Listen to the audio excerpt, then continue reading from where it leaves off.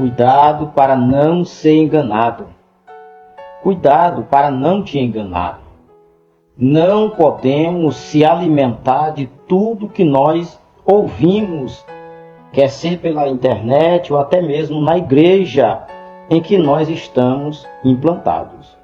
Porque, amados, a palavra de Deus, ela diz em João capítulo 5, versículo 39, que nós temos que examinar as Escrituras, porque nela tem vida eterna, e são elas que testificam de Jesus.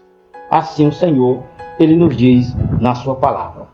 E na maioria dos casos, queridos, na atualidade que nós estamos vivendo, muitas pessoas elas estão sendo enganadas, porque não têm procurado buscar conhecimento da parte do Senhor.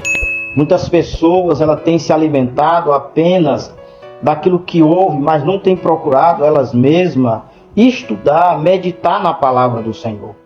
E ficam se alimentando de tudo, ficam guardando tudo que ouve, que é muitas vezes, e que na maioria desses pregadores da internet não tem falado a verdade, não tem falado a palavra do Senhor assim como ela está escrita.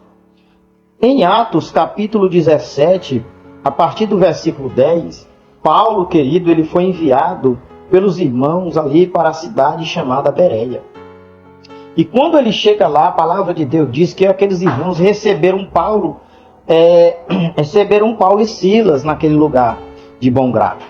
É interessante que à medida que Paulo ele pregava, à medida que Paulo ensinava, os bereanos ele não se alimentavam de tudo que ouvia, mas ele procurava saber se realmente o que Paulo pregava era verdade.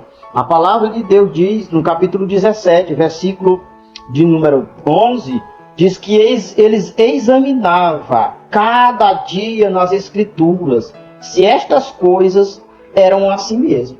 Então eles examinavam. E como Paulo ele pregava a verdade, a palavra nos diz que eles, queridos, creram, não somente as mulheres, mas também os homens creram, e não foi pouco. Por quê? Porque Paulo ele pregava a verdade. Paulo ele ensinava a verdade.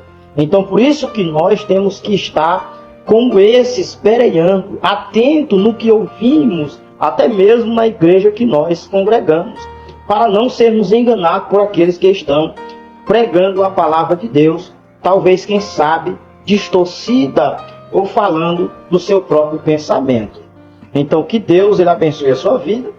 Não deixe ser enganado. Examine se aquilo que está sendo repassado, se aquilo que está sendo pregado, se aquilo que você está ouvindo realmente é assim mesmo. Seja um bereano examinador da palavra de Deus para não ser enganado.